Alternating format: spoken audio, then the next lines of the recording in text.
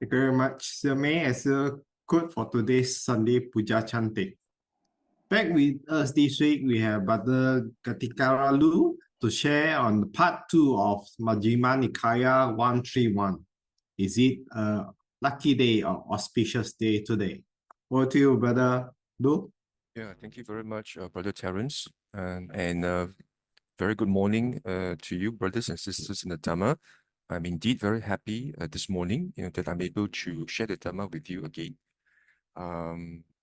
So before we begin with today's Dhamma sharing discussion, let us put our palms together in Anjali, in the highest homage, respect, and gratitude, to the Buddha, the Blessed One, whom through his effort, and great sacrifice and compassion, he has rediscovered the path to liberation, and that has enabled us to practice the true Dhamma.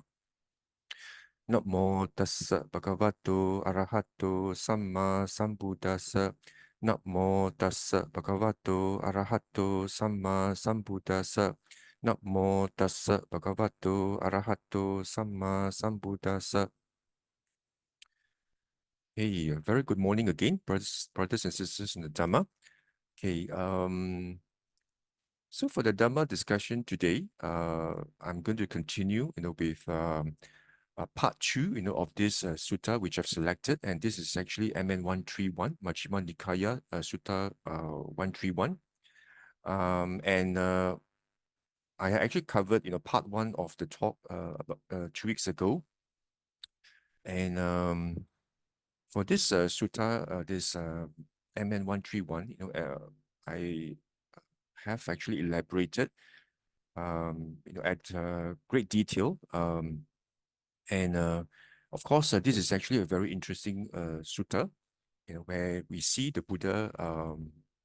In this sutta itself, the Buddha actually explained, what actually a lucky day is, and the Buddha actually explained, in detail, because of course, many of us we are actually very preoccupied and very fixated in terms of what lucky actually means, And in this sutta itself, the Buddha actually expounded, and gave very, very profound teachings, and which actually hinges, on the very true essence of the Dhamma. And the Buddha actually began this sutta by explaining, how we know we should actually conduct ourselves every day. And the Buddha actually asks us, not to actually dwell in the past, because what is past is already water under the bridge, as it were, right? It's already happened and nothing can be done about it. And of course, one should not also be preoccupied, and place, too much emphasis in terms of future. Of course, we need to have a bit of planning, for the future as well, but we shouldn't be too fixated, as to what, future beholds, because future is, has yet to come, So the Buddha actually exhorts us, to remain in the present moment, to actually fix, our mindfulness, our sati, in the present moment, because the present moment is actually all that we have, if you actually think about it, in terms of what we can actually do, and the efforts that we can actually put in to accomplish all that we have set out in our life, whether it is spiritual or whether it's worldly. The present moment is the only moment we have in order for us to realize, all the aspirations that we have actually set ourselves to do, And the Buddha actually went on to explain, exactly how we should actually anchor ourselves in the present moment, in the current present time. And the Buddha actually, went into very detail, which I explained in the last talk, about how actually to contemplate our 5 aggregates, in terms of the very intrinsic nature, the very true essence of the Dhamma, and which is a crown jewel, of what all the Buddhas, whether in the past, present, or the future Buddhas will teach, and that itself is actually inevitably in relation to the intrinsic, characteristic and true nature of anatta, which is actually non-self, And this concept of non-self is something that is so profound. If you actually read the suttas, right? I think I also went through, one particular sutta, in which the Buddha actually explained the differences between the Dhamma as taught by the Blessed One, as well as other religions, which were or being taught, currently.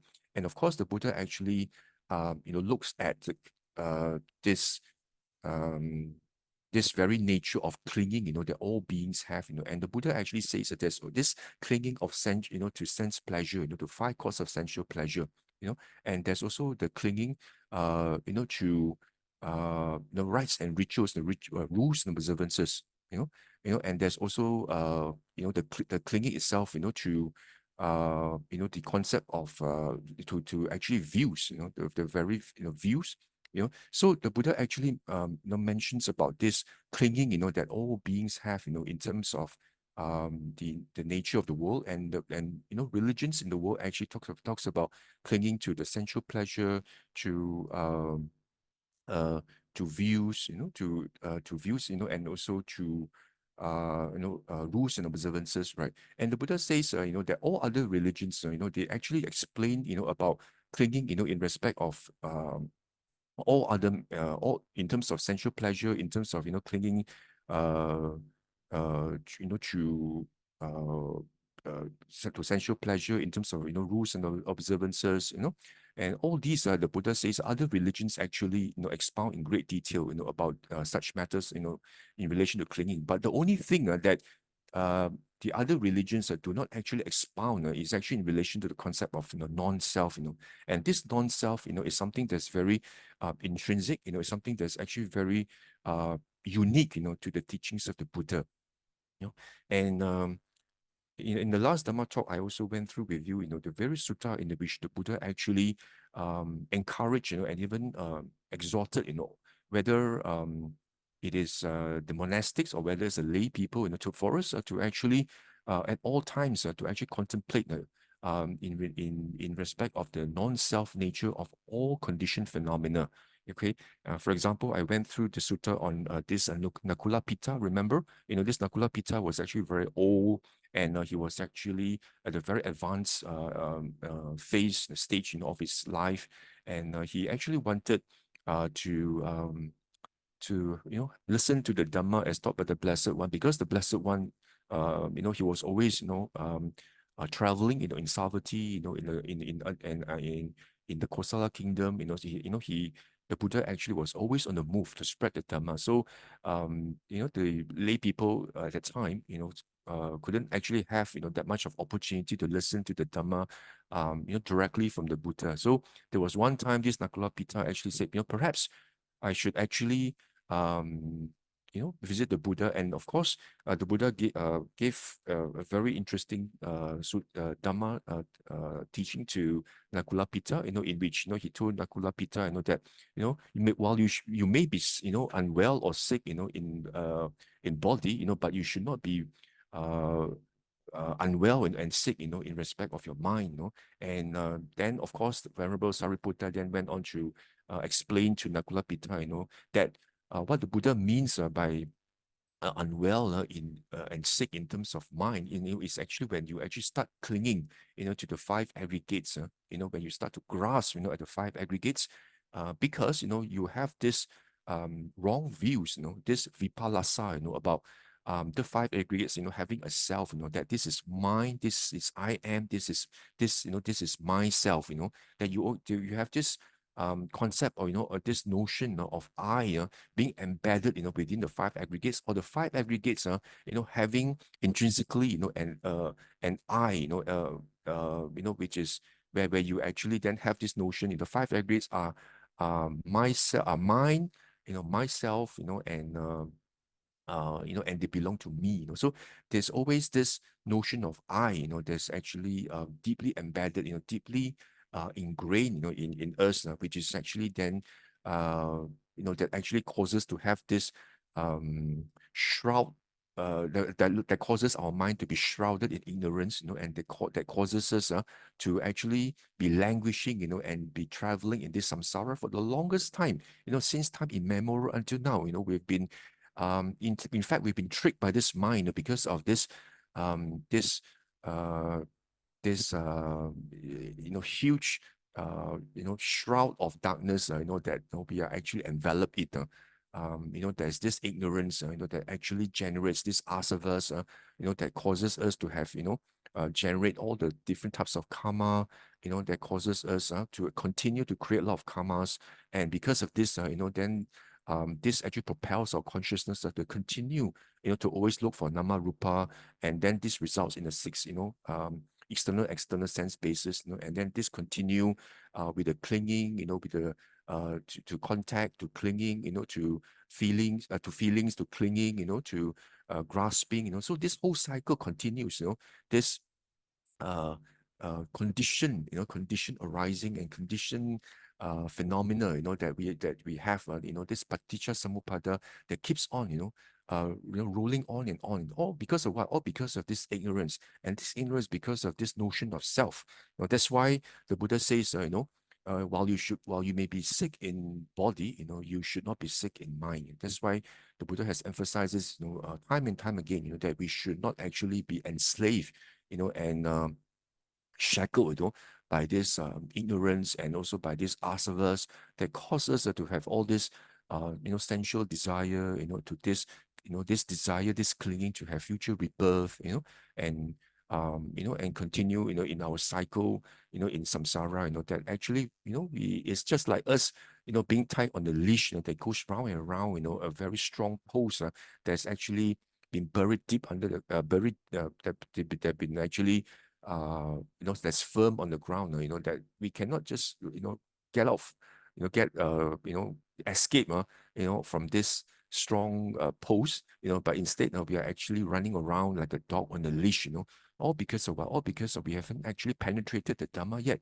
in terms of, this very true nature of non-self nature, which the Buddha, has actually emphasized time and time again in various suttas, the importance, of actually, seeing this non-self nature, of his teaching.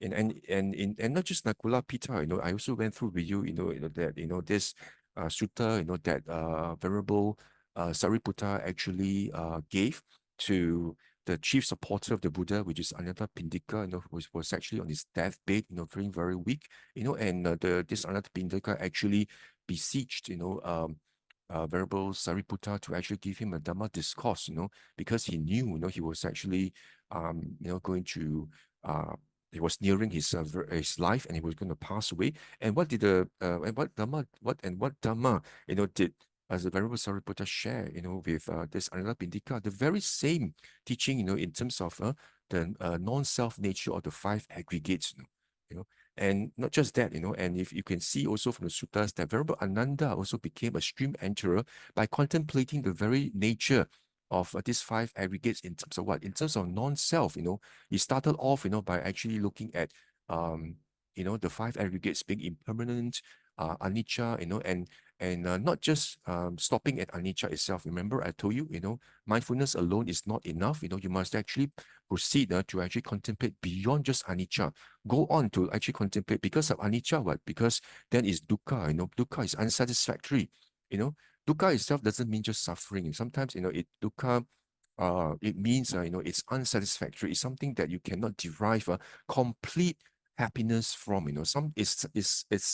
It is something that's actually not perfect. It's actually chipped. Something is actually unsatisfactory. No matter how you look at it, it's always something that's something that's not perfect. Something that's actually not complete. About this something that's actually impermanent. So that's why if you actually look at this dukkha alone, in fact, if you find everything that's actually impermanent is indeed dukkha. Of course, some people say, uh impermanent, can also be sukha, because for example, those who actually are in very difficult situations, they are facing a lot of challenges in life, or they may be actually feeling very upset, over a certain matter, and people say, time can heal everything, right? And after a while, they manage to actually get out, from this, this unhappy states, or this unfavorable states, and they, they become happy again, and they say, oh, anicca alone is actually can be sukha, But if you actually think of it at a deeper level, right, even if you're actually very happy now because you have no problems, right, but can you actually guarantee that going forward, there'll be no problems that may beset you? You may be happy now, it may be a positive, happy state, you may be in happy state now, but going forward, can you actually be sure, be certain, that you will not be beset by problems anymore? I can certainly tell you it will not be the case. You may be happy now, but there could be problems that may beset you, later. So it is this very nature of being impermanent, that itself intrinsically is actually unsatisfactory, is dukkha itself, And because if dukkha, is unsatisfactory, how can you then say that, there's actually an atta, there's a self to it, it's beyond your control, all the conditioned phenomena arise, through, dependently arise through causes and conditions, and if it's something that's unsatisfactory, and something that is actually doesn't give you that everlasting peace and happiness, how can you possibly say that, there's a self to it, right? You cannot, because if it's dependent arisen, firstly, because it is actually fabricated, and it's actually constructed, it's actually dependently arisen, so inevitably, if any of the individual parts that actually constitute, this conditioned phenomena change, ultimately, this phenomenon itself also changes, it's in a constant state of flux, and once the conditions, disappear, then intrinsically this conditioned phenomena also disappears, So, so if you look at it intrinsically, then this, whatever this conditioned phenomena, they are actually empty of a self. They are actually anatta. It's actually empty, sunyata. That's why the Buddha says, sabbe dhamma anatta. So which means, all dhammas, everything, every single thing, including nibbana, is actually non-self. Sabbe dhamma anatta. Which means really everything is actually non-self. So if you can actually, contemplate in this way, from anicca, dukkha, anatta, do not just stop at anicca itself. As I mentioned to you, very clearly, remember I actually spoke to you uh, in DN 16 itself, the Buddha, before he actually passed into parinibbana, the Buddha says, be an island unto yourself, and the disciple, whether lay person or whether disciple or the monastic, whoever the person who actually pays the highest homage, and respect to the Buddha, is one who actually practices in accordance with the Dhamma, and from the sutta itself, we can, from the suttas which I showed you last week, where the Buddha explains, the person who actually practices in accordance with the Dhamma is somebody who actually contemplates the five aggregates in terms of non-self. You see, the Buddha doesn't actually say that the person who actually practices the Dhamma, in accordance with the Dhamma, is someone who looks at impermanence, in the is that the Buddha says non-self nature, non-self nature of the five aggregates. And in many suttas, the Buddha mentioned that you should contemplate, if you start from anicca, you should then contemplate dukkha and anatta. But the final finishing line, as it were, it is actually the anatta. If you're able to see through the Dhamma, if you're able to see, how all conditioned phenomena, arise dependently, through causes and conditions, and because of that, they are non-self. If you're able to see that and penetrate through the Dhamma, the abhisamanya, then, and the Dhamma eye arises in you, that Dhamma chakku, arises in you, then, you would have actually attained the stream entry, the very first stage, of Aryahood, enlightenment, and you are actually, you join the ranks of an Arya, because of that. So you see, that is a momentous event. But in order for you to see that, you're supposed to be able to see the non-self nature of phenomena, and not just looking at anicca alone. Because if you look at anicca alone, and and you just be mindful, something like, oh, it comes, and it comes, it stays, it ceases, it comes, it stays, it ceases. Remember in AN 4.41, the Buddha actually gave a very interesting discourse, about 4 types of samadhi, and I actually explained to you in the last Dhamma discussion, that if the third type of samadhi, where you actually just observe, what arises, what stays, and what ceases. If you just look at this, passively, and just do not do not actively, invoke the wisdom, from this. If you just meditate and you just sit cross-legged, and maybe you're just doing your anapanasati or just doing your rising falling, and then you whenever there's any kilesas that arise in your mind, maybe greed, you think about that delicious plate of char kway teow, that you left in the fridge, that you want to reheat and eat, or you think about something unhappy, you're feeling anger for that person, or somebody just badmouth you, yesterday in the office, or suddenly it just arise in your mind, and you become very angry about the person, or it can be just about ignorance, where you ascribe a self in everything that you see, something as subtle as that, ignorance. If you're able to just see, if you're just observing, it comes, it goes, it comes, it goes, just very passively. Then the Buddha says, you are not actually practicing, to generate wisdom, to actually eradicate and uproot ignorance. In fact, you're just basically sharpening your alertness and mindfulness only. You're just sharpening your alertness, but you are not actually generating and developing wisdom, the sort of wisdom to cut through the shroud of darkness of ignorance that's been enveloping you for since time immemorial in this samsara. If you just keep on just looking at comes, it goes, which actually, my personal observation is there are some meditation teachers who teach exactly that way of meditation. You just observe your breath, observe your rising, falling, and whenever there's any kilesas, loba, dosa, moha that arise in you, just watch passively. It comes, it goes, it comes, it goes. But if you actually look at the suttas, and the Buddha never taught anyone, whether it's lay or the monastics, to practice in such a way that you just very passive and let the kilesas, just remain there, and wait until it goes away. In fact, the Buddha says, you should actually master all your effort that you can to eradicate these defilements, very much like as if you must actually quickly eradicate it. Just like when you actually looking yourself on a on a bucket of water, or maybe nowadays a mirror, okay, but last time they look at this themselves in a bucket of water, very clear bucket of water, and if you actually can see that there is something a blemish, or maybe maybe a leftover food residue, on your mouth, or maybe on your nose, on your face, sometimes you may see something, the dirt, right? How would you actually react to that? I mean, if you're a normal person, try as fast as possible, as quickly as possible. You want to remove that blemish, right? Whether it's something food residue on your mouth, or something that's blemish, on your face that actually looks unsightly, right?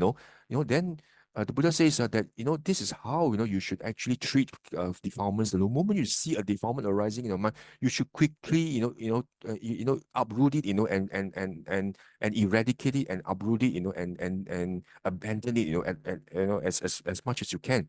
So that's why the Buddha says, you must actually make the effort, the wisdom, to actually see, how the five aggregates arise through causes and conditions, this, which is the fourth type of samadhi, under AN 4.41, where you're supposed to actually contemplate, how do the five aggregates now, all the other um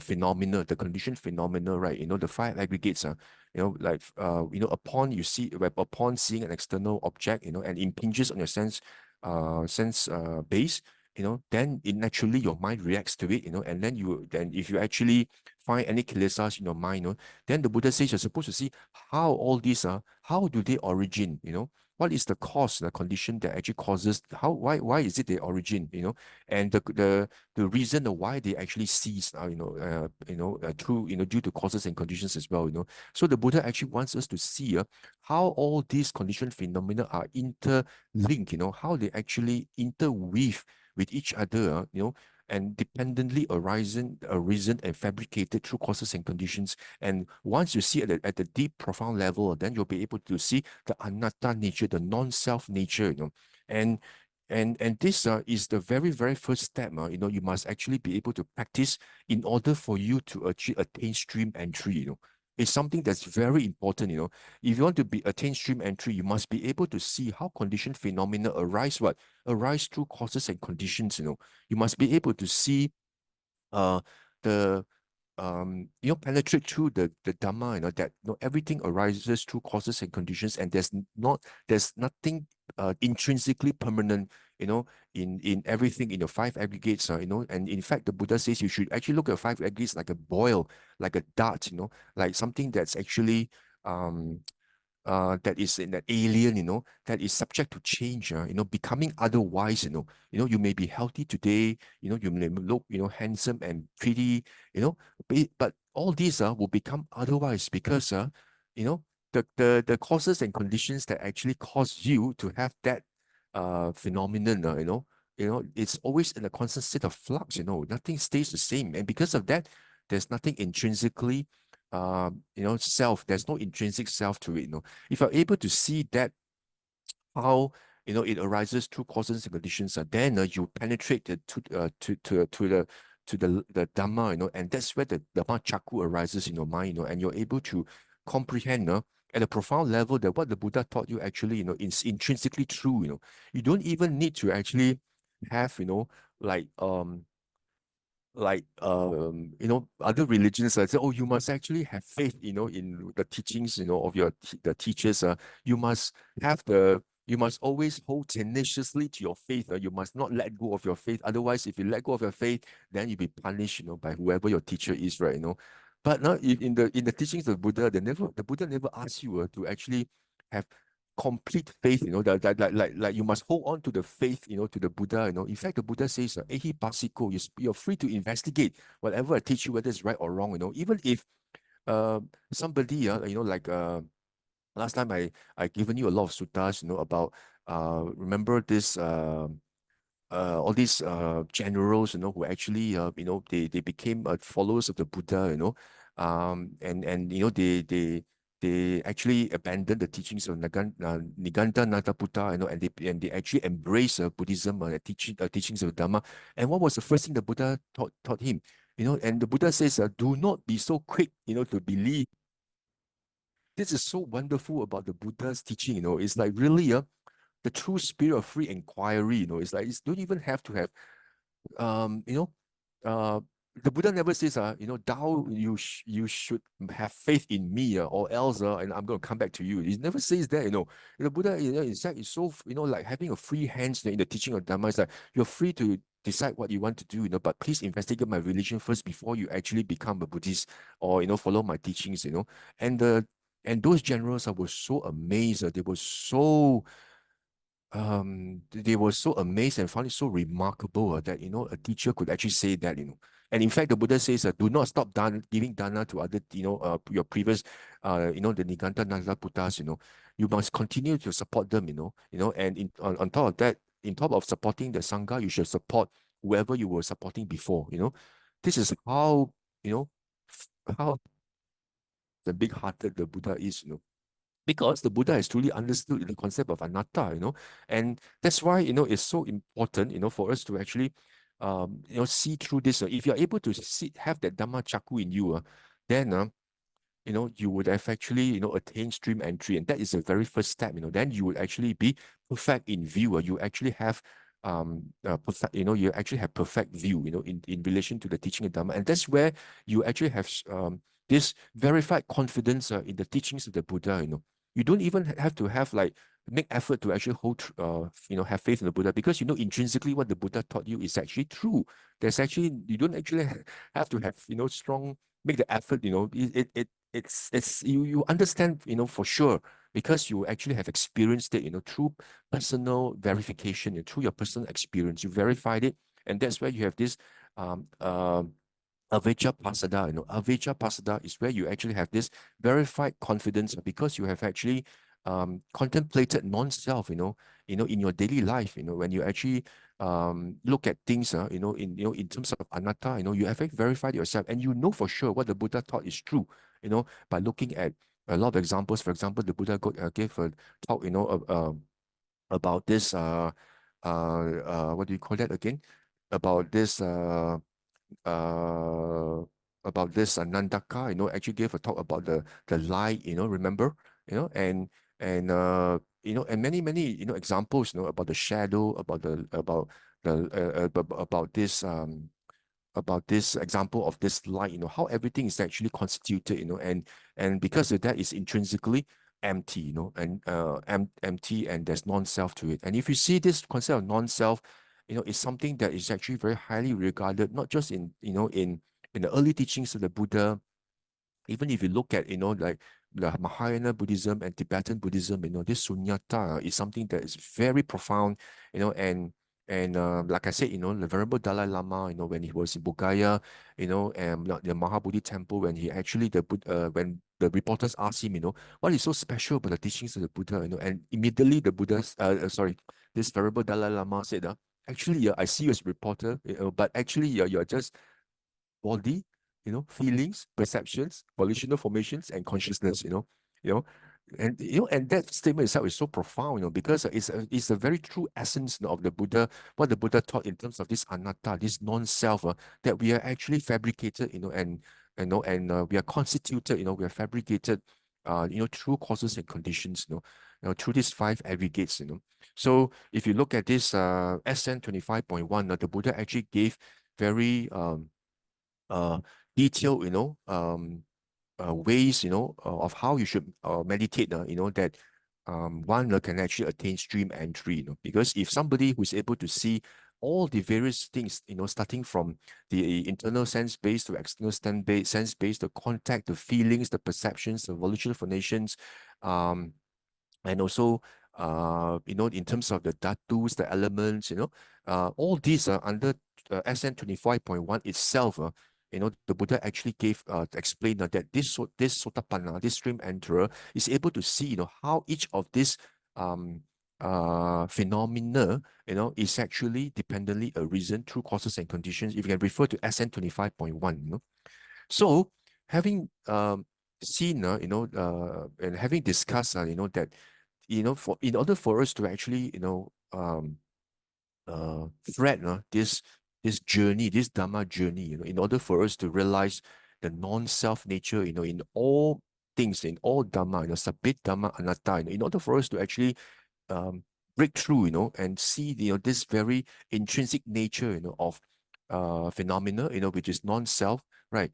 The so the Buddha actually, also explained very, in very, very in various suttas, in terms of, how we should actually contemplate, in order for us to actually achieve this. Because once you're able to see this non-self nature, like I mentioned, you would have actually eradicated the three lower factors. Remember, Sakaya Ditti, is actually the view of identity view, right? Where you actually tend to ascribe, a self to everything you see, whether it's internal, external, whether it's present or future, you ascribe an I, a mine, I, myself, something that's belonging to me, it's this Sakaya Ditti, once you're able to penetrate Dhamma, then you would have actually, eradicated this Sakaya Ditti. Then, also the doubt, of the Buddha's teaching, because, then you have this Avijja Pasada, where, you are confident, you are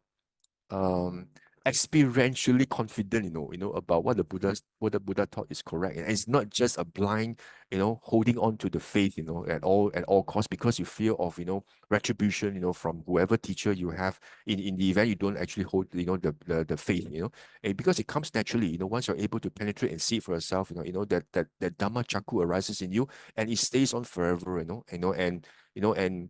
uh that's where you are actually niyato. You becomes like destined for enlightenment, in up to 7 lifetimes. It is inevitable because you have entered the stream, and the stream flows on to nibbana. So that's how wonderful the Buddha is. And even actually, being a universal monarch is not just 1/16 of of this attainment of Sotapatti, right?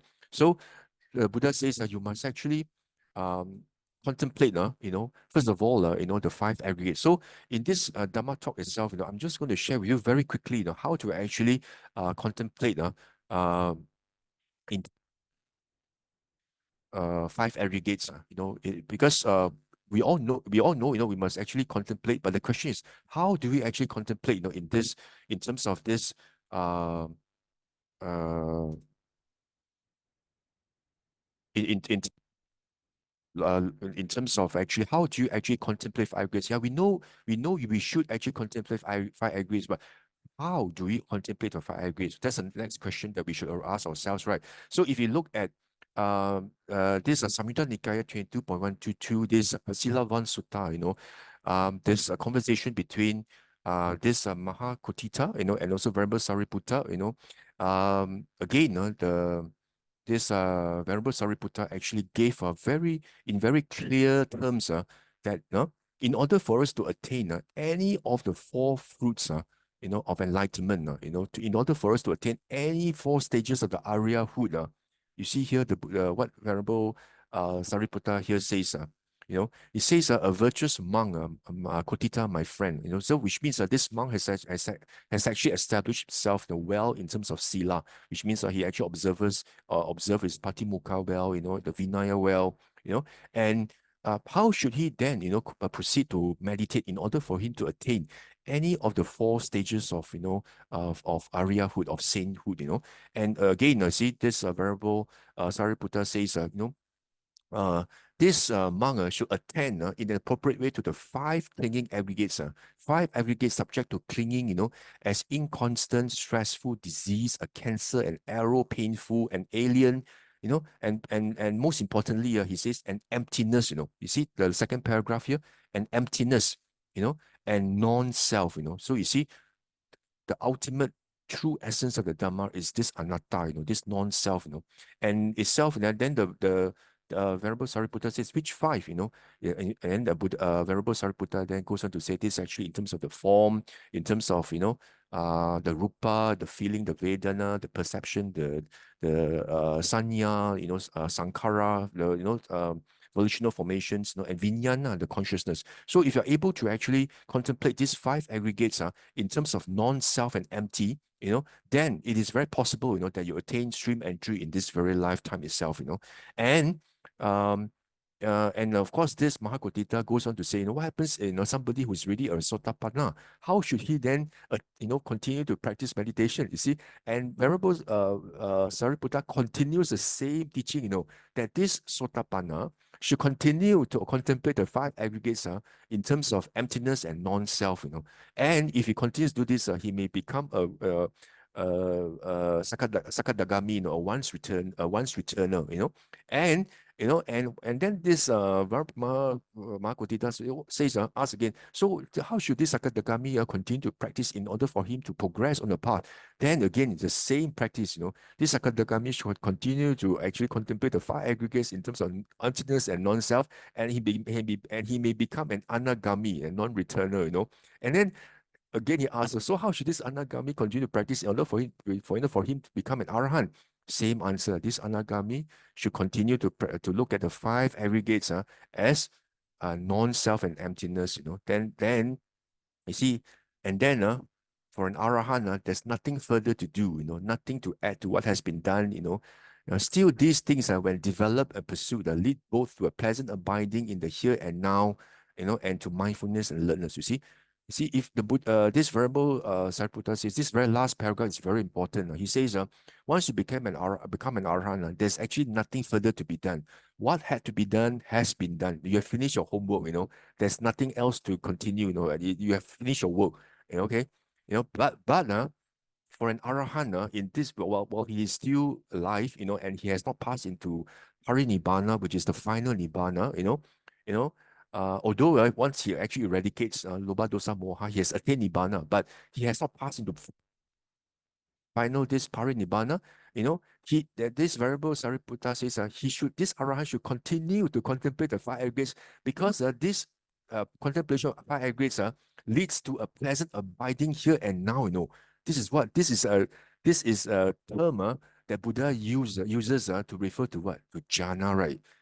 So if you actually are able to contemplate these five aggregates, continuously, be able to fix your mindfulness in the present moment, you're able to attain any of the four jhanas, jhana, first jhana, second jhana, third jhana, fourth jhana, if you're able to do this contemplation, so you see it leads to pleasant abiding here and now and to mindfulness and alertness, because you're able to have this chittanupassana, whatever defilements arise, you catch hold of it very quickly, when your mind reacts to the external sense base. So you actually train your mind to be alert, you watch your mind, very carefully, every single moment, when you're awake, you watch your mind. How does it react to the external stimuli, and whether there's any kilesas, and any loba dosa moha. So you actually train your mind to be mindful and alert. So same for the arahant. The arahant also trains his mind to be alert and mindful. Through what? By contemplating the five aggregates, how your the six to the six sense objects, that is so wonderful. So sometimes, uh people say, to practice jhana itself, you must have a fixed point, on your nose, and then you see the nimitta, and you must sit cross-legged, and anapanasati, and that's where you gain your jhana. Yes, it's possible, and that is of course, the Buddha never actually taught this about this nimitta and all this. It is not found in the sutta, but this is actually, in Visuddhimagga, which is actually written subsequent to the Buddha's parinibbana, and this was written, by monks, after the Buddha's parinibbana. But if you practice it that way, yes, you actually gain, that light, But you see, in actual fact, the jhana that's actually taught by the Buddha, is very different, from this nimitta, this light, and then some monks that teach that you must actually um uh strengthen that nimitta, and you basically envelop yourself in the nimitta. You enter the nimitta, beside, then you become, everything is like total brightness, you become like very bright, and you're in jhana and you are like totally oblivious to everything, that happens to you, and that is jhana. But if you actually look at the suttas, the Buddha actually describes pleasant abiding here and now, but when you're contemplating the where when you're fully aware what your eye sees, what your nose smell, what your ear, what you listen to your ear, what the tongue, when you taste, flavor, when you touch, when your mind thinks of the mental um phenomena, things that ideas that arise in you, So you see, it's like you're fully aware, of your six sense basis, and and when you practice that, when you actually see, the non-self nature, in fact, it leads to jhana in the here and now. So how can it be the fact that people say that your jhana is actually, is only when you actually see the nimitta, but if you look at the sutta, it's completely contrary, to to what all this subsequent post canonical literature actually says that you must actually have this nimitta, enter into jhana, so that is not actually what the Buddha has taught, in the sutta jhana. Okay, so that is very clear from this sutta itself. So we can see these five aggregates is indeed very, very important. There's in terms of seeing how the five aggregates, they are actually non-self, nature, and of course in this AN 4.45, this Rohitassa, remember, I actually gave this this Dhamma talk, where I actually described this Rohitassa. Remember, he was like an ascetic, and then he became a deva, and when he was an ascetic, he was actually he actually had got super psychic powers. He was able to travel, fly into the universe. When he was actually this an ascetic. So he practiced this samadhi to a very high level, and he actually wielded this psychic powers. He was able to fly into the universe, and he was actually trying to look for a place where nobody grows old and nobody dies. It's like you are born, but you are there forever. Uh, Very much reminds me of the Qin Shi Huang, in the China, he was looking for this medicine that, you can eat and then nobody dies, right? You can stay young forever. How nice that would be, right? So the same thing, that this this ascetic actually he had this perhaps curiosity, like where can I find, in this universe, a place where nobody grows old, everybody stays young, forever young, and everybody's happy forever, and everybody stays there, eternally, eternal happiness. Then the Buddha says, the Buddha tells this Rohitasa, this Rohitasa, now he became a Deva already lah. So one day he came to see the Buddha, and the Buddha told this Deva Rohitasa, he say, I tell you, friend, that it's not possible that you can travel to the end of the universe, that no one actually, is born, and then he does not actually, age and die and pass away, and does not get reborn. He says, it's not possible at all, that you can actually find such a place anywhere in the universe, Then the Buddha says, yet it's just this fathom long body, this 6 foot long body, with its perceptions and intellect that declare that there is actually the origin of the world, the world, the origin of the world, the cessation of the world, and the path leading to the cessation of the world, which means it's Nibbana, So the Buddha says, it's the Nibbana actually lies within, our, it's just right before our nose, that we don't have to actually look for anywhere, it's within us, the 5 aggregates, that's how profound this sutta is. And if you look at this SN 22.83, again, this Venerable Ananda became a Sotapanna because he was actually contemplating the 5 aggregates in terms of anicca, dukkha, and then anatta. You see, you have to be very careful here because you see here, he actually met a teacher, called Venerable Mantani Putta. Punya Mantani Putta he actually met this Venerable, and this Venerable Punya Mantani Putta actually taught him to actually contemplate these 5 aggregates in terms of anicca, dukkha, and then anatta, Okay, so once he actually sees this anatta nature of these 5 aggregates, then the Venerable Ananda says, and when I heard the Dhamma teaching by this Venerable Punya Mantani Putta, I made the breakthrough, to the Dhamma, and this is what called Apisamanya, and he became a Sotapanna, he attained Sotapatti, So he was a stream enterer, because, he actually contemplated the 5 aggregates, And again, in SN 22.17, you see here, it cannot be emphasized enough in terms of looking at 5 aggregates in terms of non-self. And this discourse, took place in Savatthi, and this Buddha actually told the monks, he said, bhikkhus, form is non-self, what is non-self should be seen as it really is with correct wisdom. This is not mine. This I am not. This is not myself. The Buddha actually taught the monks, you must see non-self in form, and you must see non-self, in feeling, in perception, in volitional formations, in consciousness. What is non-self, in relation to these 5 aggregates, should be seen as it really is with correct wisdom. That is not mine. This I am not. This is not myself.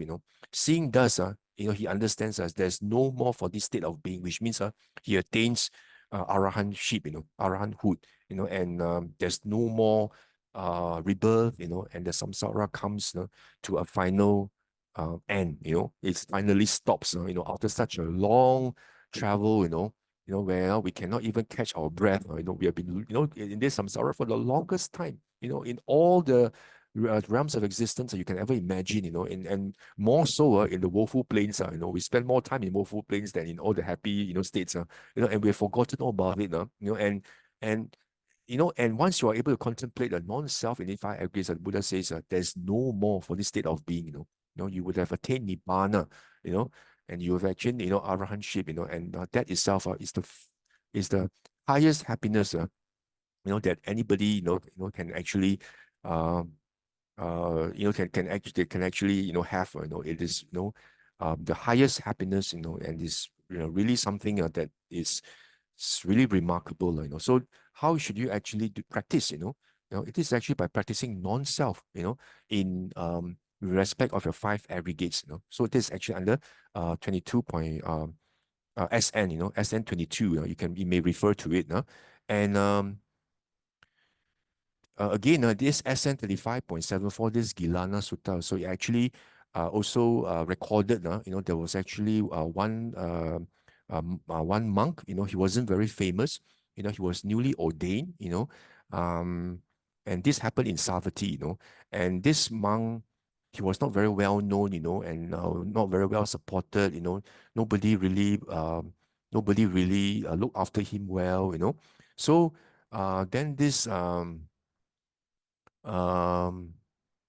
there was a certain monk who actually went to the Buddha and told the Buddha, hey, Bhante, in such and such a place, this kuti, there was actually a newly ordained monk, not very well known. He was actually, beset with disease, and was actually severely ill, and then and actually beseeched the Buddha to actually visit this monk out of compassion or sympathy for him, Then this Buddha, upon hearing the word newly ordained and disease, compassion well up in the Blessed One, and then he knew that this monk was not well known, but to see the Buddha, the Buddha still went to see this junior monk, and he went to see him, and he actually consoled this monk and say, enough, monk, don't stir in your bed, because this junior monk, when he saw the Buddha coming, the great master coming, he was actually very excited and started, moving in his bed to come up to pay respect, Then the Buddha says, please, don't stir in your bed, remain where you are, you are not well, And then the Buddha then told him, are you feeling well and all this,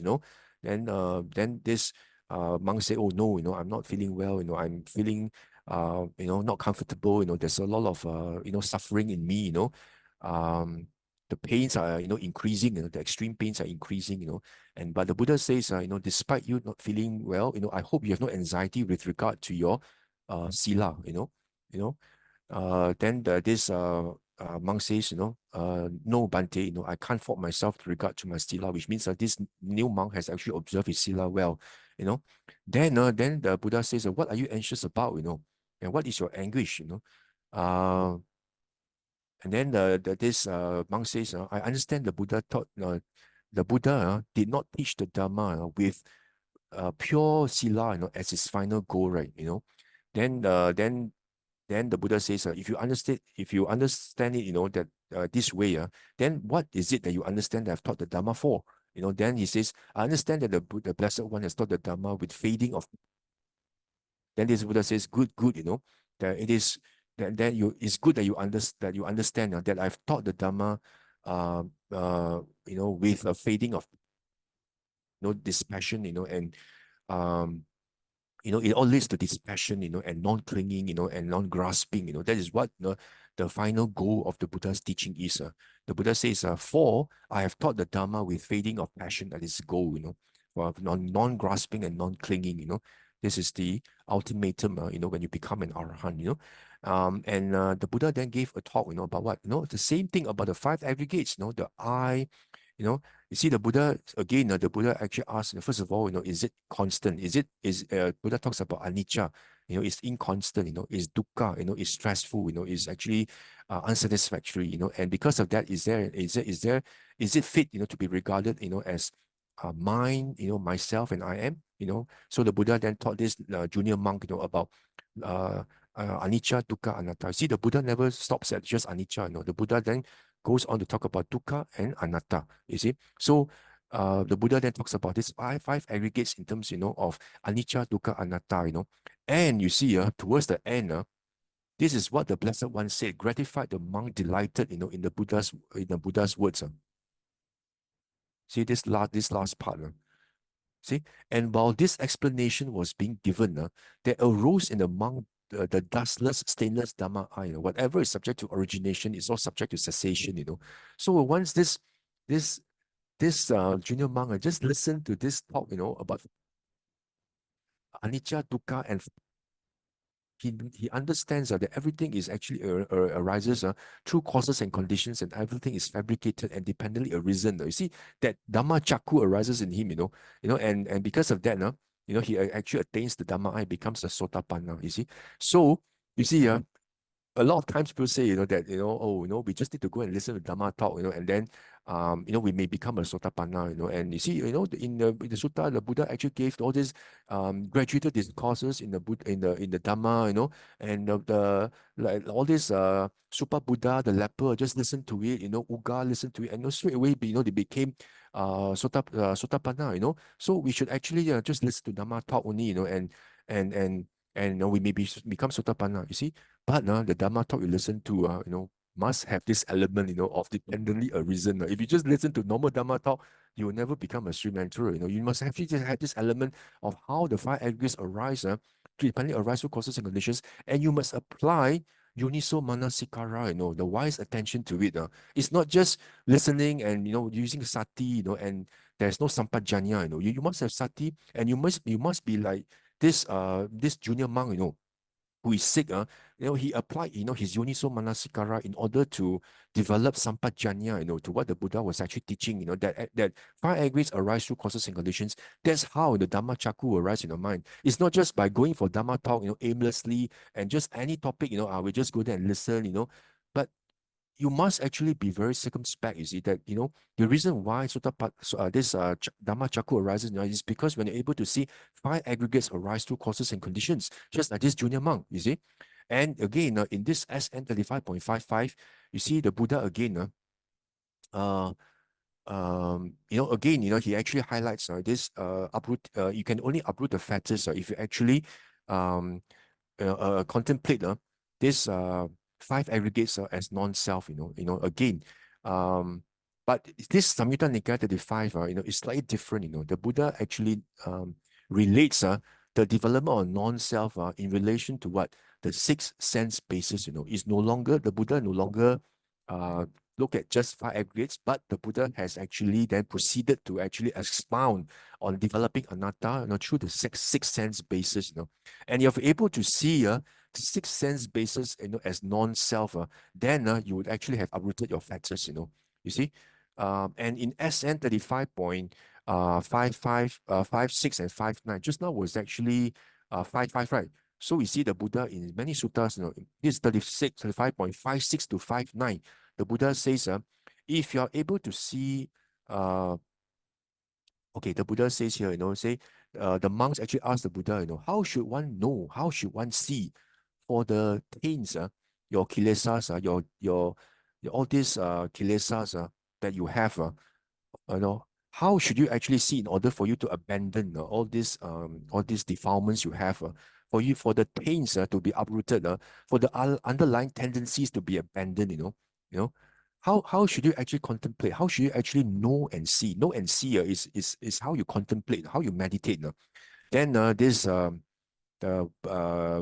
Buddha actually told the bhikkhus, when one knows and sees the I as oneself, when you see the form as non-self, and then when you actually see consciousness, when you actually see contact, when you actually see, feelings, perceptions, volitions, and in terms of the defilements, if you see all these, as dependently arisen through causes and conditions, then you actually would have seen non-self, and you would have actually abandoned, you see. So the Buddha has actually moved on to actually talk about the six sense basis, in addition to the five aggregates.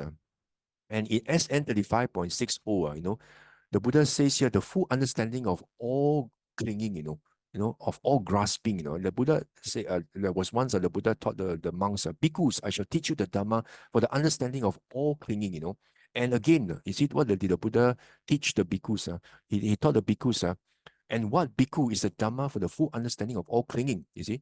See, the Buddha, actually then gave expounded a profound discourse on the six sense basis, independence, on the I and forms, the I consciousness arises, okay?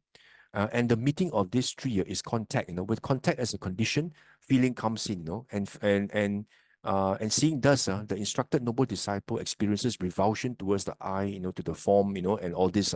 So we see the Buddha actually asks us to contemplate whenever your external your internal sense base, for example, your eye base, your nose base, your tongue base, your ear base, your body base, and your mind base. Whenever it actually is impinged by external stimuli, your external sense object, and because of that, consciousness arises, and once these three things come together, there's contact, and contact comes with feelings, perceptions, and volitions, right?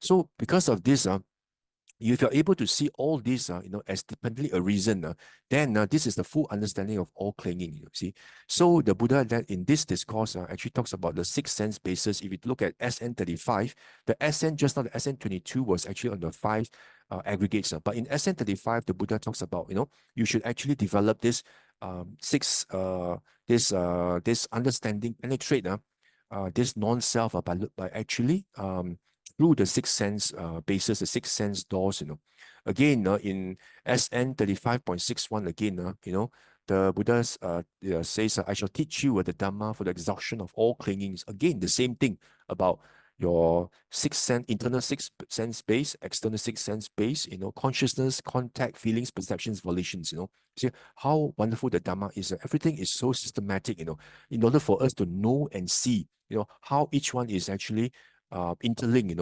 interwoven through causes and conditions, So, you see, in SN22, the Buddha talks about five aggregates to contemplate in terms of anatta, right?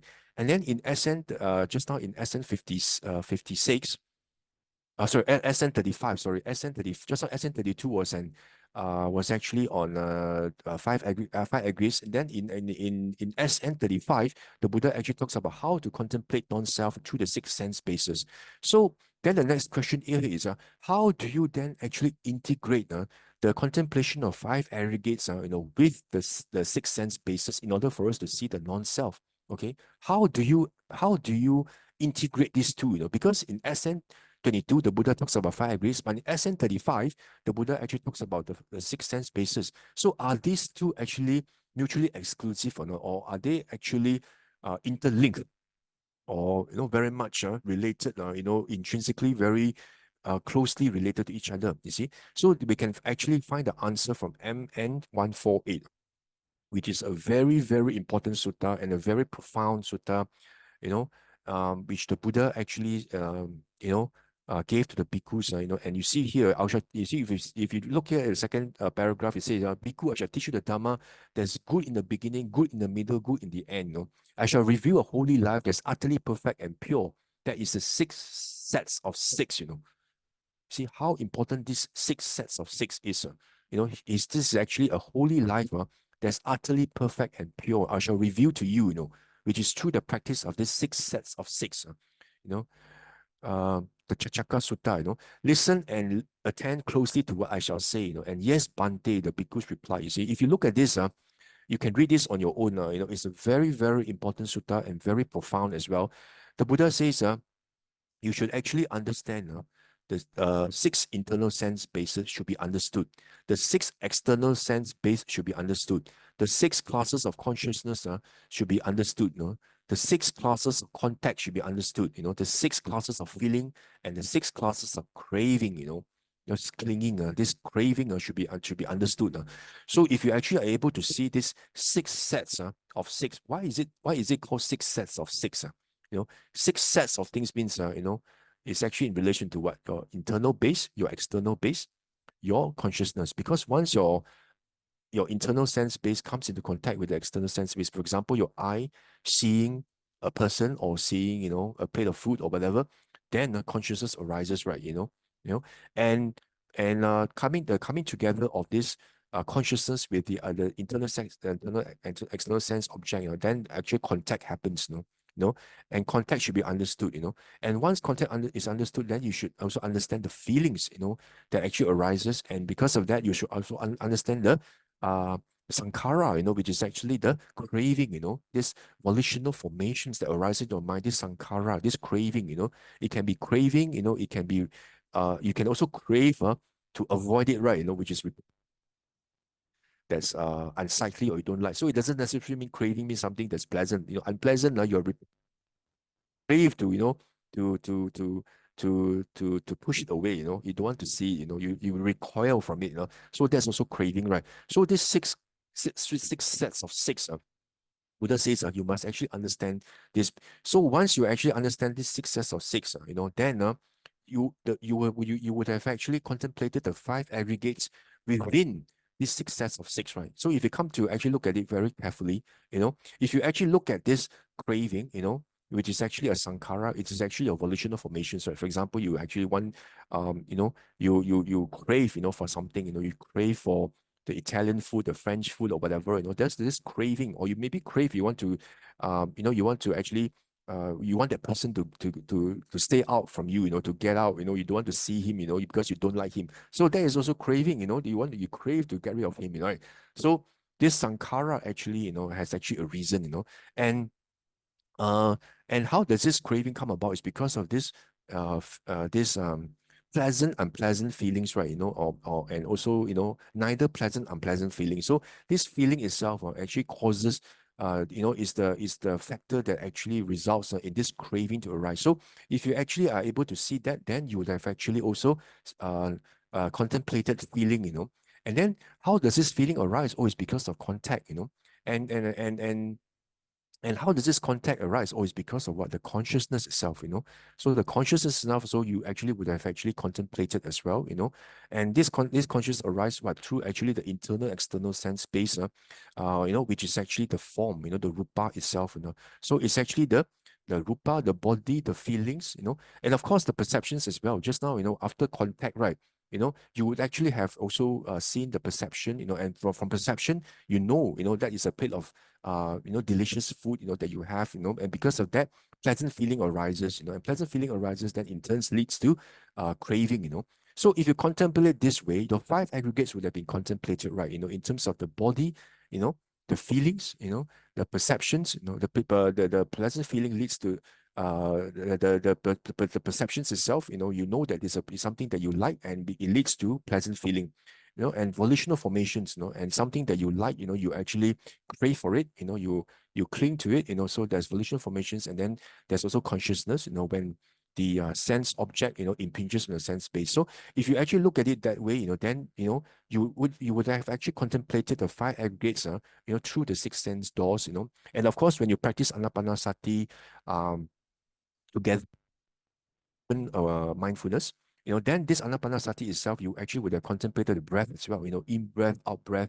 You're fully aware whether it's a short breath or long breath, and you actually follow and you're actually mindful, of the breath, every single step of the way, in terms of, in out, and it actually leads to, samadhi, and tranquility, So if you contemplate this way itself, that also is actually part of contemplating, the body itself. So if you actually look at it this way, you would have actually contemplated the five aggregates, through the six sense basis as well, through this MN 148, six sets of six.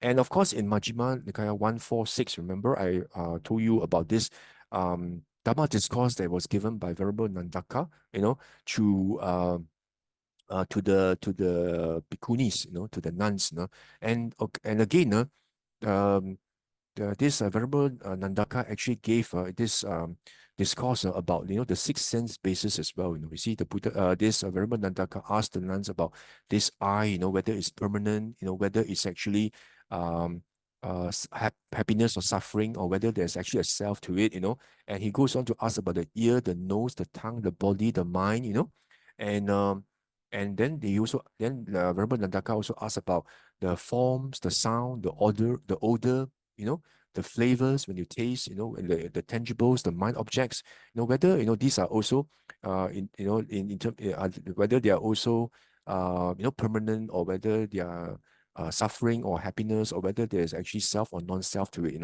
So and the same thing goes for consciousness as well, you see.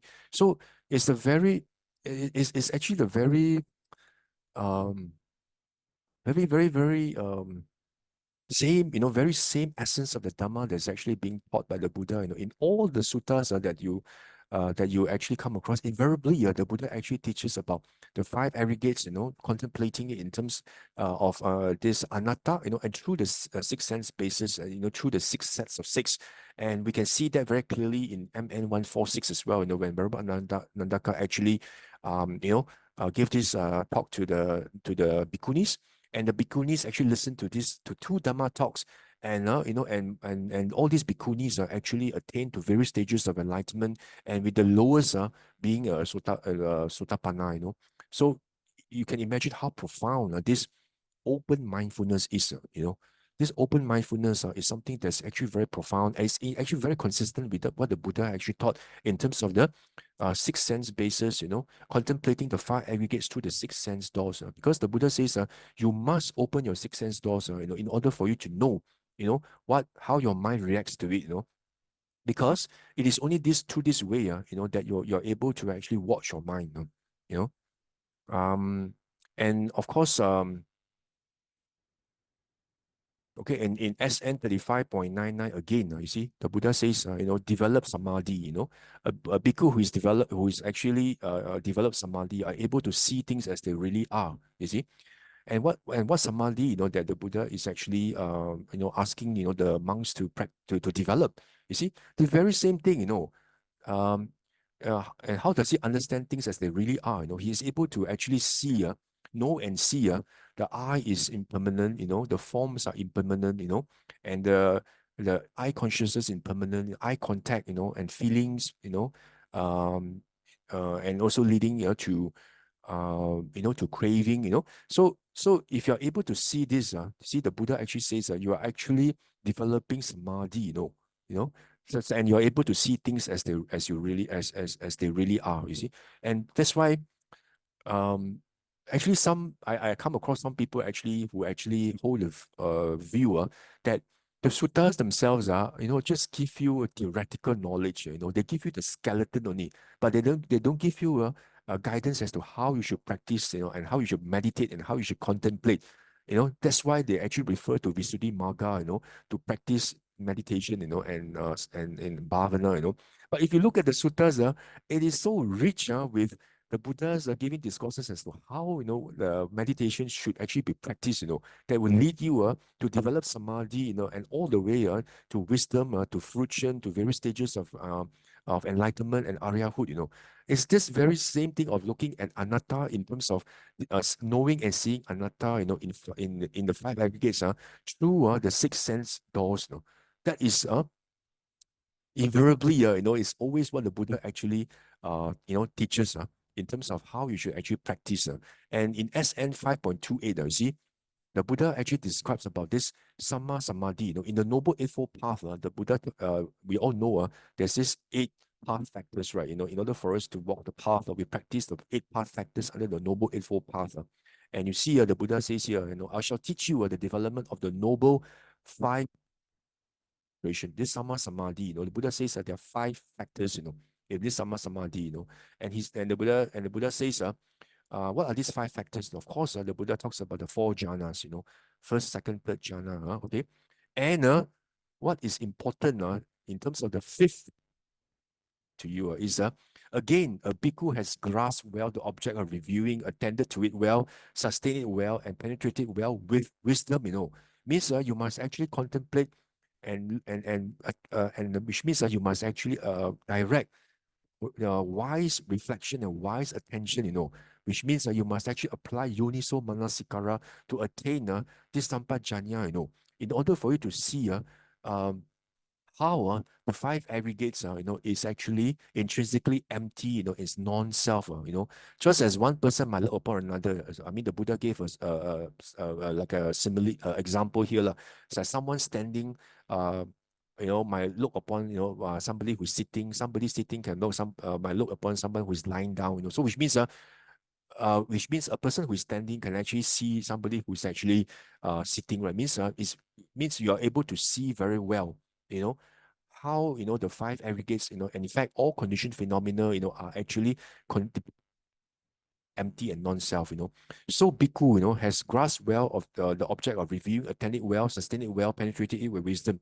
This is the fifth development of the noble five Oh, so the Buddha in this Samma Samadhi never just ask you to go and practice jhanas, and have this pleasant abiding, you feel very happy, you're in this jhanic state, where you actually have this all this sukha, and then and have all this happiness, piti, sukha, rapture, have this equanimity, no more unpleasant feelings, The Buddha says it's only the fourth.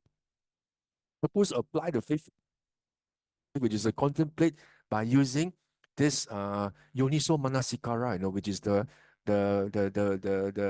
wise reflection, just like this person able to see this thing very well, like somebody standing to see somebody, sitting down and lying down. You're able to see that so clearly that actually all this is actually intrinsically empty. Then only you actually are developing sama samadhi.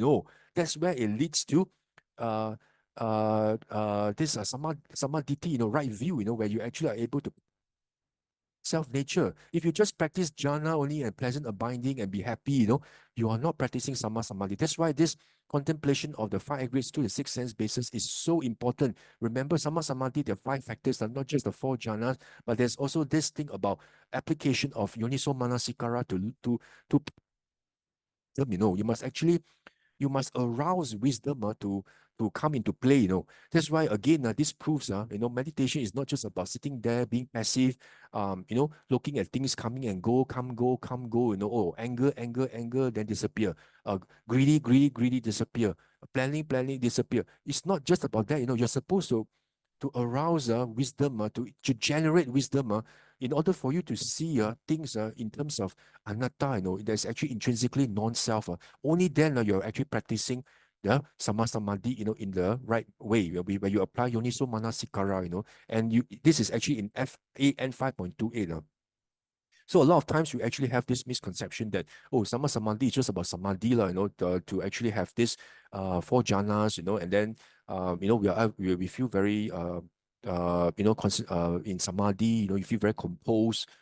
It's not, if you look at this SN 5.2, AN 5.28, the Buddha asks you to apply the fifth factor, which is to apply, wise reflection, to see, which is actually what the junior monk actually did. Remember in this Gilana Sutta, the Buddha talked about five aggregates, right?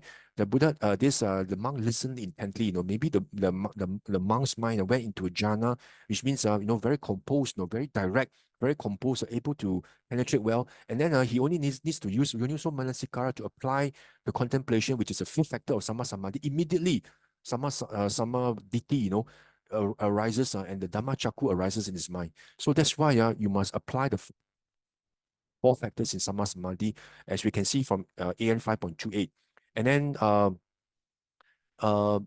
so when you actually contemplate in terms of this five aggregates through the six sense basis, right? So, how do you then anchor yourself, in this way? So when you anchor yourself in the six sense basis and contemplate the five aggregates, then it becomes very easy for you to actually watch your mind. You become very aware, because your attention is already very fixed, anchored in the six sense basis, and you keep contemplating the five aggregates. It becomes very naturally for you to be able to actually watch your mind in terms of how your mind reacts to the six external sense basis.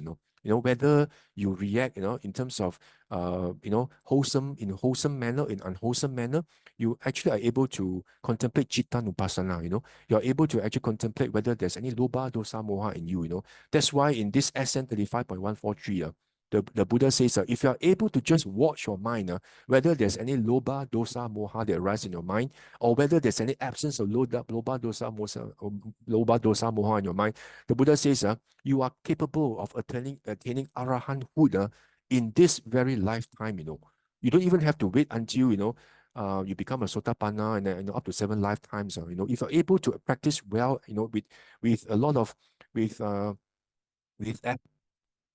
you apply really great effort in practicing this way, this Ati Nuko Pariyayo Sutta, this 30 SN 35.153, if you're able to apply what the Buddha taught here in terms of just watching your mind, in terms of whether there's loba, dosa, moha, just by this Chitta Nupassana method, and through anchoring, your in the sixth sense basis, by contemplating the anatta nature, of the five aggregates, the Buddha says you're able, and of course apply yoniso manasikara, and apply wise wisdom. That's where you have sati sampajanya. Sati alone is just where you become aware, but sampajanya is where you apply wise attention, and yoniso manasikara. You apply this way, you're able to see the non-self nature. And because of that, the Buddha says you are able to attain arahanthood in this very lifetime itself. That's how powerful this open mindfulness is. Of course, open mindfulness, when you practice it, it can be practiced, you can practice anywhere, whether you're at work, whether anywhere when you're doing house chores, whether you're working, whether you're at home, whether you're with anybody, interacting, you can apply this method, of this the open mindfulness anytime. It's actually very, very powerful, and you're able to watch your mind, very, very well. And watching the mind is actually very important. Like I mentioned to you in AN 3.105 in this Peak of the Roof, the Kutta Sutta, you say, if your mind is actually not well guarded, which means you don't guard your sixth sense basis well, and you don't guard your mind well, and because of that, all these defilements, will actually flow into you. This asavas, the inflows, will actually flow into your mind because your mind is intrinsically luminous, but you don't guard your mind well, you don't actually watch your mind well, all these defilements come into you, and you are actually being overtaken by them. You're actually being overwhelmed by them, and because of that, you actually, your action by body, speech, and mind becomes unwholesome, becomes soiled, and because of that, you know, your um your death will not be auspicious, and then your rebirth will not be good because of this. And then Buddha gave this analogy, just like a roof, that's actually not well thatched, because of that, because of the roof actually gaps in between, and there are holes in between gaps, and because of that, when it rains heavily, the water will seep through, the roof beams, your walls, your floor all become wet and soggy. You see how remarkable, this simile is. And the Buddha is so wonderful, in able to give such similes, because immediately you can actually understand why it's important to actually watch your mind, right? If not, there's all these defilements, will then flow into your mind, and then you're not mindful. You don't apply sati sampajanya, and then you do a lot of things, which create unwholesome karma, and that's where your journey in samsara continues. So that's how difficult and how dangerous it is. That's why the Buddha must always ask us to anchor ourselves at all times, in the sixth sense basis, watch your mind, and we can also see from MN 152, you see here, you see here, you see here, it's a very interesting sutta also. There's this Brahmin student Uttara, he was a pupil of this Brahmin called Parasarya, and then he actually approached the Buddha, and of course they had this exchange of greetings. Then after that, the Buddha asked this Uttara, say, hey, Uttara, does Parasarya teach his disciples the development of the faculties, means of the six sense doors, lah? And this Brahmin says, yes, he does, Master Gautama, and how does he teach it, Master Gautama, it is when the eye see no sight and ear hears no sound, and that's how Parasarya teaches disciples to develop faculties, which means this is how this Parasarya taught his students is in order for you to develop your faculties, you must actually shut your eyes. You must not see anything, and you must not hear anything, And the Buddha says, in that case, Uttara, a blind person and deaf person would have actually become, arahants, because blind person doesn't see, right, and a deaf person doesn't hear. So if that's the case, then the blind and the deaf person would have developed faculties according to what Parasarya says, and they would actually become arahants, And when this was said, the Brahmin student of Tara became very discouraged, and he actually became very silent and depressed and didn't dare to say anything, and and here, the Buddha actually told Ananda, Venerable Ananda, he said, and how, Ananda, is that the supreme development of the faculties and training of the noble one? You see, and the Buddha says that when the monk sees a sight with their eyes, liking, disliking, and both liking and disliking come up in them, They understand liking, disliking, and both liking and disliking have come up in me. That is conditioned, that is dependently originated. You see, the Buddha says that whenever you see something, you may like or you may dislike, you might crave, you may actually repel, You must actually see this as conditionally arisen, dependently arisen. See, but this is peaceful and sublime, namely equanimity, So then the liking, disliking, both liking, disliking came up, it to them cease and equanimity becomes stabilized, which means Uniso Manasikara and contemplate in terms of non-self. Then you see actually it's actually nothing, it's just empty, it's sunyata. Why are you angry over somebody, when that somebody is intrinsically empty? He's actually dependently arisen. Or why are you actually fighting over, something that is intrinsically empty, it's subject to destruction and there's actually no self to it. Why are you doing this? So the moment you train yourself to do it in this way, liking, disliking actually dissipates and it disappears, and you become equanimity, and it's how a person with clear sight might open their eyes and shut them, you see, it's like how a person with clear eyes might open their eyes or shut them, or might shut their eyes and then open them. Such is the speed, the swiftness, the ease with which any liking and disliking come up and cease. It is a training of this noble one that's called supreme development of faculties regarding sights known by the eye, which means the Buddha is actually asking us to train in such a way until we become so proficient in actually contemplating non-self, that it's like the moment that liking, disliking is a reason, immediately, it's just like the speed where you open your eyelids, you batter your eyelids, right? Just by open and close your eyelids, you know that this is non-self, and because of that, you become equanimous, That is how this supreme training in the faculties, of the noble ones are taught by the Buddha, and like the first one, the Buddha talks about eyes. The same then he goes about ears, nose, tongue. When you taste something, touching something, whether you like or dislike. Whether you touch something that's like a silky, or whether you touch something that's actually unpleasant. And whether you actually think of something pleasant, unpleasant. You see, again, the Buddha teaches that this is how you should actually practice in terms of developing your sixth sense basis and how you should investigate Dhamma. So if you practice this way, actually you're actually practicing the in MN10 Satipatthana, you're actually practicing it that way already.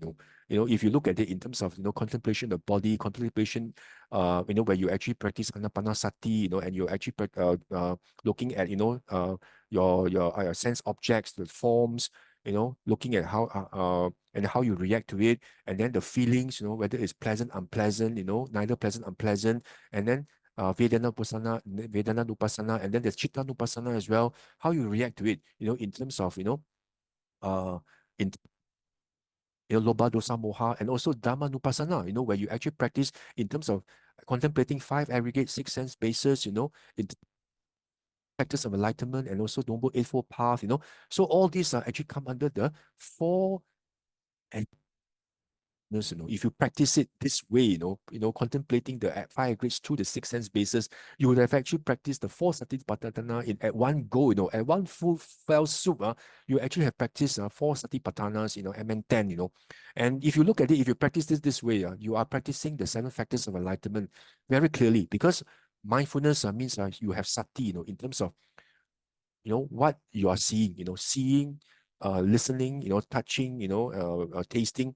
Then you're also aware how your mind reacts to it. Is it actually dislike or like or dislike, craving or repelling, and because after mindfulness, then you investigate, investigate the Dhamma Vichaya, in terms of how all these arise through causes and conditions, and how they're empty, then the more you contemplate, the more you become very interested this anatta nature by using this Yoniso Manasikara, because able to contemplate and you're able to let go, something that's actually unwholesome. You can feel this energy arises in you, you feel very energized, that you're practicing well, and you want to go on practicing. That's why people can sit for hours, because they have this energy, it's they can feel the energy that's like driving them, and they feel rapture, they feel happy because they know that they are practicing, in accordance with what the Buddha taught, and they're able to let go of these defilements. Though the rapture, is there. And once you're able to let go of all these defilements, then you also have tranquility, this very and then and after that now you're able to have this samadhi as well, samadhi, and you're able to have this um uh uh the alignment factor of this the samadhi and equanimity as well, right? The samadhi, the equanimity, and the samadhi, and the equanimity, under the 7 factors of enlightenment. So if you practice it this way, you see, you would have actually practiced the 7 factors of enlightenment, and you would have actually practiced the 4 satipatthanas, and also 7 factors of enlightenment as well. So you see, the Buddha has actually given a very, very strong guidance in terms of how you should actually practice in terms of seeing the non-self nature of the 5 aggregates. You see, um, and in MN 151, you see the purification of alms. You see, the Buddha actually there was once the Buddha met this Venerable Sariputta, and then the Buddha actually asked Venerable Sariputta, your faculties are very clear, and your complexion is pure and bright, what kind of meditation are you practicing these days, Then he saw, I see how Venerable Sariputta responded. Venerable Sariputta said, Bhante, these days I usually practice the meditation on emptiness, you see, the meditation on sunyata, you see. And what did the Buddha say? Good, good, Sariputta. It seems that you usually practice meditation of a great man, For emptiness is the meditation of a great man, you see. And now a monk might wish, may I usually practice on the this meditation on emptiness? So they should reflect, along the path I went for alms, or the place I went for alms, along the path I was there any desire or greed or hatred or delusion in my heart, for sight known by the eye? Which means what the Buddha is saying, if you actually want to purify the alms food that you actually collect from the lay people when you actually go on Pindabat, you must be actually have sati sampajanya, and you must practice this emptiness, meditation and emptiness. That means whenever you actually go on alms shop and collect alms food from the lay people, you must actually watch your mind, and watch your heart, your mind very, very carefully. Was there any desire or greed or hatred that arose, when I collected my food or not? When I saw someone putting the food in my alms bowl, did I say, oh, this is so nice, I think I will enjoy this rice, or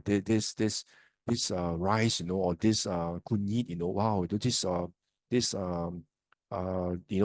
curry chicken is, wow, scrumptious, I think I'm gonna have, a nice dana afterwards, a nice meal. And when somebody gives you maybe some overnight porridge, or maybe some broken rice or anchovies, or maybe just maybe some veggie, with no seasoning, and then you say, oh, I don't like this, or maybe someone gave you something you don't like, and you say, oh, I don't like this, I don't take mutton. Why did this person give me mutton? So you have to check, whether there's any greed, hatred, or delusion, whether any loba, dosa, moha. Suppose upon checking, a monk knows that there was such loba, dosa, moha in the mind, they should make an effort to give up those unskillful qualities immediately, and not just let it languish, like, oh, I see it come, I see it go.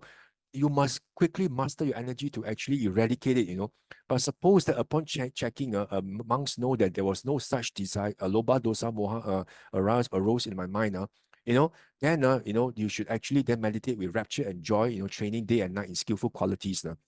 So the same thing as well, uh, so the same thing as well, Uh, the Buddha says when you collect the food, you must actually also make sure you actually watch in your your your eye, your ear, your nose, your tongue, your body, and your mind, whatever that you actually come across when you collect your pindabat, the Buddha says you must actually watch whether any loba, dosa, moha arises in your mind, and you must actually eradicate it. How do you eradicate it? By using this contemplation on the emptiness, this sunyata, by looking at how the five aggregates arise through causes and conditions, and depending on a reason, through the six sense doors. You see, the very, very essence of the Dhamma practice, that the Buddha actually told the monks to practice on emptiness meditation when they collect the alms food, when on Pindabat, Okay. So you see how important this sutta is, this how important this five aggregates through six sense doors, by actually looking at how the mind reacts, and how actually everything is anatta, non-self. That is how important this is. You see? And and in AN 10.51, you can actually read this yourself. The Buddha actually says, um, when when the monk, should actually watch his mind. So when the monk is not skilled in the minds or reading the minds of others, which means that he doesn't have the psychic power to read the minds of others, he should be skillful in reading his own mind. The Buddha says, even though this monk doesn't have psychic power to actually read other people's mind, like a psychic power, the Buddha says, never mind, it's okay. But more importantly, you must practice to read your own mind. And how do you read your own mind? The Buddha says, it's actually when the monk, um, okay, before that, the Buddha actually gave the simile. He says this young man or young woman, very like to decorate himself. Then upon seeing her own face in a clean mirror or the bowl of clear water, you saw any blemish there, she would try to remove it. No, if there's no blemish, then she'll be very happy and say, "Oh, how clean I am." The Buddha says, in the same way, among self-examination is very productive in terms of skillful qualities. Do I usually remain covetous or not? With thoughts of ill will or not, or do I overcome by sloth, or in terms of doubt, or angry, So the Buddha says, this monk must always watch the mind, very carefully, in terms of any loba, dosa, moha, whether any five hindrances, and if you actually happen to see any, then you must actually apply this contemplation and emptiness, in order for you to actually eradicate this, in order for you to overcome. So you see here, once you're able to see anatta, actually, you would be able to penetrate this Four Noble Truths in a very, very profound manner. If you see this SN 56.21, because you see, Four Noble Truths, the first Noble Truth is actually on dukkha, right? The dukkha, the Noble Truth of dukkha. And you know that there is dukkha because of what? It's actually because all conditioned phenomena are actually non-self. They are all dependently arisen, and they are always, in a state of flux. There's no permanent self to it. It's subject to change. It's subject to, subject to vanish. And there's no self to it. It's empty intrinsically, and because you cannot control, you cannot have full control, over conditioned phenomena. How you expect people to actually behave, or what you expect people to do, may not actually be what will eventually happen. What you expect and what actually happens may be different, because everything is dependently arisen. If you expect too much, you're in for a lot of suffering. So you're able to see dukkha because of non-self. You're able to see the reason, the origin, origination of dukkha. The origin of dukkha is what? Because of craving. Because you ascribe a permanent I in conditioned phenomena, and because of that, there's craving for I. You want to perpetuate everything. You want to perpetuate your enjoyment. You want to perpetuate your five aggregates. Because of that, when things you actually are setting yourself, for a lot of suffering. So the cause of the origin of suffering is because of what? Because of craving. And cessation of suffering, where you're able to actually see, profound manner, that there's actually non-self in all the conditioned phenomena in your five aggregates to your six sense doors, then you're able to actually, abandon, this craving, and how do you then practice this abandonment, of this craving? This is actually where you, practice the Noble Eightfold Path, by actually looking at the right view, the right thoughts, and then the sila in terms of your action, speech, and livelihood, and so your right mindfulness, right effort, right mindfulness, right concentration, and right samadhi itself, as I mentioned, the fifth factor itself, you must actually apply Yoniso Manasikara to practice to generate wisdom. The defilements, you should use them as the grease of the meal of wisdom. So that you're able to then develop this samadhi, in terms of right view.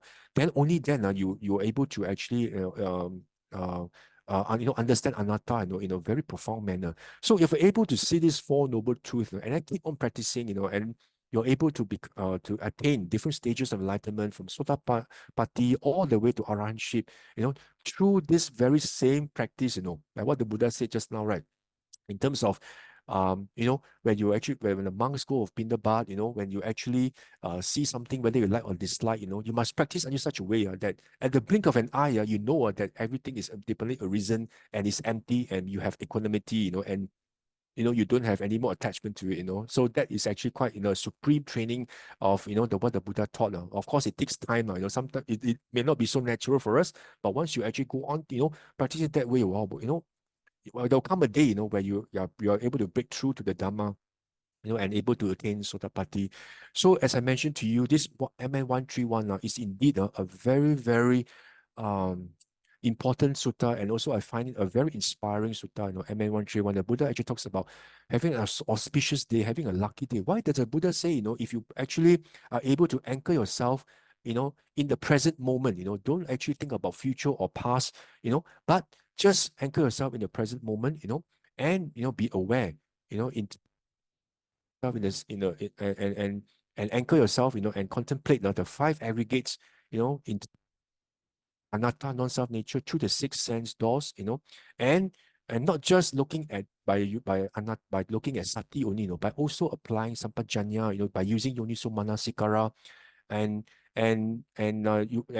once you are able to anchor yourself in six sense doors, then you're you're able to actually anchor your mind, and you're able to watch your mind, just like what the Buddha mentioned, in terms of seeing yourself in the mirror every day, whether there's any food residue, remaining on your mouth, or maybe there's something on your face, that looks unsightly, you want to quickly remove it. It's the same as actually watching your mind, reading your mind. If you don't have a psychic power to read your mind, doesn't matter. But you must be able to read your mind, watch your mind. Is there any loba, dosa, moha? And then from there, you need to apply samatha and vipassana meditation. Samatha is actually where you need to actually in a way, tranquilize your mind, make your mind, serene, before you can apply, vipassana, in actually seeing the non-self nature. Otherwise, if your mind is boiling with a lot of these defilements, it's very difficult for you to contemplate. So you need to have samatha and vipassana, or either way, you can apply vipassana first, samatha, either way, but both must actually be applied in tandem in order for you to actually see the underlying true self nature of these five aggregates, as loba, dosa, as anicca, dukkha, anatta, whenever you have any loba, dosa, moha that arises in your mind, always contemplate it, in terms of this way, just like what the Buddha actually encouraged the monks when they go on Pindabat, watch your mind, is there any loba, dosa, moha that arises in you? If yes, you have to quickly abandon it, just like this person seeing, a blemish on the face, and using this contemplation of emptiness, this sunyata, which the Buddha told Venerable Sariputta is the contemplation of emptiness, is a contemplation of a great man, So I will encourage you all to actually, practice this open mindfulness at all times. Doesn't matter where you are. You don't even have to wait until you get, a week leave to go on a meditation retreat and sit cross-legged, and just practice. You can practice it anytime, anywhere, as long as you're able to, bring your sati, to the present moment, anchor it to its six sense doors, contemplate the five aggregates, watch your mind. How does it react to the sense stimuli? Is there like, dislike? Is there loba, dosa, moha? Apply the contemplation of emptiness. Then, from there, you're able to, be able to attain, have equanimity, just like the Buddha says, just at the speed of a blinking eye, they're able to see everything as non-self, and that's where, the practice of this Dhamma is that you're able to see this non-self nature at a very profound level. That's where you're able to actually uproot, the first three factors, of Sotapatti, which is actually this Sakaya Ditti, which is this identity view, the doubt about the Buddha's teaching, as well as Silabata Paramasa, which is actually your rules and observances. Once you're able to see this penetrate to the underlying this dependent arisen nature of this five aggregates, you can safely tell anyone that I've actually verified it myself, and I know what the Buddha taught is true, and you will never, you can never, backtrack, and regress, and then go and become, a follower of another religion. It's impossible for the Sotapanna, to actually, follow another religion or another teaching, because he knows what the Buddha taught is intrinsically and universally true. That there's nowhere in the world where you can find anything that actually has a self, and because of this, there's nothing worth clinging to. And as if you are able to do that, then you are able to attain this Sotapatti, and the woeful planes are close to you, and you have up to 7 lifetimes. That is actually the most wonderful thing you can actually develop as a human being, where the sasana is around, and your life as a human being will not be in vain, and you will not have wasted your life as a human being. So I would actually encourage all of you to treat every single day as your lucky day, because you are still alive, and you have the sixth sense basis. You're able to watch your mind. You are actually of a sound mind. You're able to watch your mind. You're able to contemplate using Yoniso Manasikara. You can have Sati Sampajanya. How wonderful that is, right? And you're able to actually see non-self nature. The Buddha taught the very, very essence of the Dhamma that Buddha had taught all the monks and the lay people more than 2,500 years ago are still accessible to us now. How wonderful that Dhamma is, right? That's why the Buddha says the Dhamma is beautiful in the beginning, wonderful in the middle, wonderful in the end. So it's something that's really wonderful. So we should make sure we actually make use of this opportunity. Do not let it go to waste. And treat every day as lucky day. When and when you apply this this 5 aggregates to the 6 sense basis, and for all your luckiest day will come, when you actually, penetrate into a true Dhamma, and you become a Sotapanna, and you can actually take a slow boat, out of samsara, up to 7 lifetimes, and your either as a deva, or as a very high-ranking human, as an aristocrat, so we're very powerful, very a lot of authority, and and endowed with all the the Ayu Vanu Sukang Balang, Panya, you're actually well endowed with all these qualities as a Sotapanna. Can you imagine how wonderful it is, that you can never, go down to any of the woeful plains. It's like really the best. So I will encourage you to actually make every single day as a lucky day, and then, and you may just hit the jackpot, be a lucky day, your luckiest day when you become, a Sotapanna. Thank you.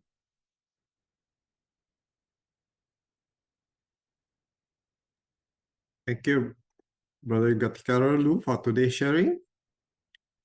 Now let's dedicate those merits that were accrued so far to all beings, whether they're seen or unseen.